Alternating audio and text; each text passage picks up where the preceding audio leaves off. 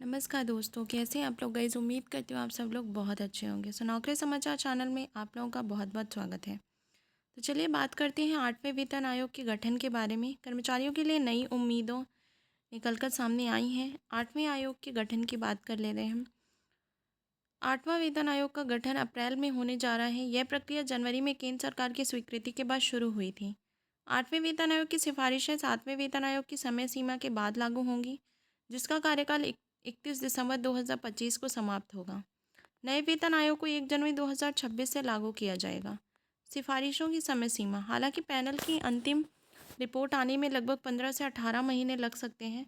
सूत्रों के अनुसार पैनल अपनी सिफारिशें अप्रैल मई 2026 तक प्रस्तुत कर सकता है, लेकिन इसकी अंतिम रिपोर्ट आने में और समय लग सकता है, जिससे इसके लागू होने की संभावना 2027 तक हो सकती है। फिर भी चर्चा है कि सिफारिशें कभी भी आ सकती हैं, लेकिन 8वें वेतन आयोग को 1 जनवरी 2026 से लागू किया जाएगा। महंगाई भत्ते में बदलाव। हाल ही में नए वेतन आयोग के गठन पर महंगाई भत्ते को मूल वेतन में शामिल करने की चर्चा हो रही है। इस पर स्थिति अभी स्पष्ट नहीं है, लेकिन कुछ विशेषज्ञ मानते हैं कि सरकार महंगाई भत्ते की गणना में बदलाव कर सकती है। इसमें महंगाई भत्ते का बेस ईयर भी बदलने की संभावना है। इस विषय पर विभिन्न विचार और चर्चाएं चल रही हैं, जो कर्मचारियों के वेतन पर महत्वपूर्ण प्रभाव डाल सकती हैं। बेस ईयर में संभावित बदलाव। महंगाई भत्ते की गणना एआईसीपीआई के आंकड़ों पर आधारित होती है, जो पहले वेतन आयोग में भी लागू थी। भविष्य में भी ऐसी ही गणना की उम्मीद है। हालांकि सूत्रों के अनुसार सरकार नए वेतन आयोग के लागू होने पर डीए की गणना के लिए बेस ईयर को बदलने पर विचार कर रही है।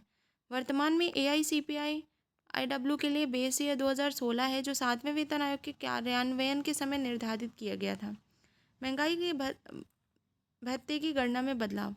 केंद्रीय कर्मचारियों को महंगाई भत्ते का लाभ महंगाई के मुकाबले दिया जाता है। पिछले दशक में महंगाई तेजी से बढ़ी है, लेकिन आधार वर्ष वही है। महंगाई भत्ते की दरें हर 6 महीने में बदलती हैं। यदि सरकार एआईसीपीआई को आधार मानती है, तो केवल बेस ईयर बदलने से नई गणना हो सकती है, जिससे महंगाई भत्ता शून्य होने का खतरा है और नई गणना शुरू होगी। महंगाई भत्ते का मर्ज होना।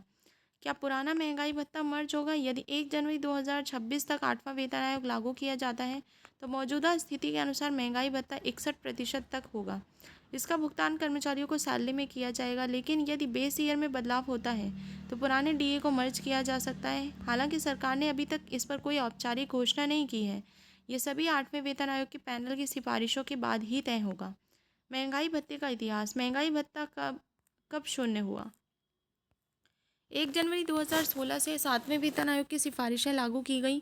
उस समय केंद्रीय सरकारी कर्मचारियों का महंगाई भत्ता 125% था। 7वें वेतन आयोग ने इसे 125% डीए को मूल वेतन में मर्ज कर दिया और नए वेतन संरचना में इसे शामिल किया।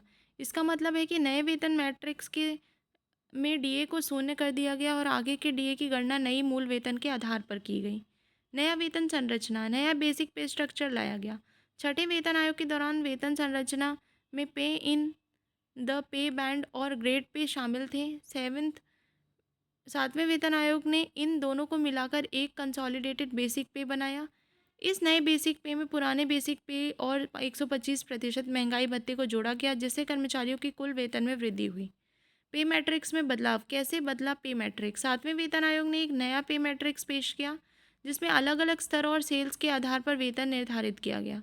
इस मैट्रिक्स में हर स्तर पर वेतन वृद्धि और प्रमोशन के लिए स्पष्ट मार्गदर्शन दिया गया। अब देखना यह होगा कि सरकार पुराने बेस ईयर को बदलकर डीए की पूरी गणना को बदलेगी या नहीं।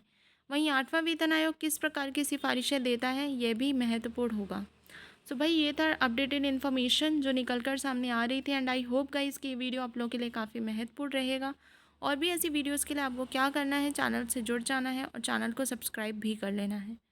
सो चलिए मिलते हैं अगली वीडियो में। जय हिंद, जय भारत।